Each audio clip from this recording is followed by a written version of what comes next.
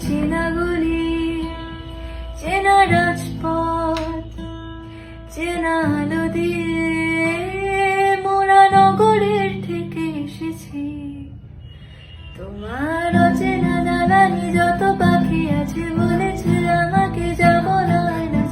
চুপ করে আমি সেই সব কথা শুনেছি, আমি শুনেছি, আমি শুনেছি।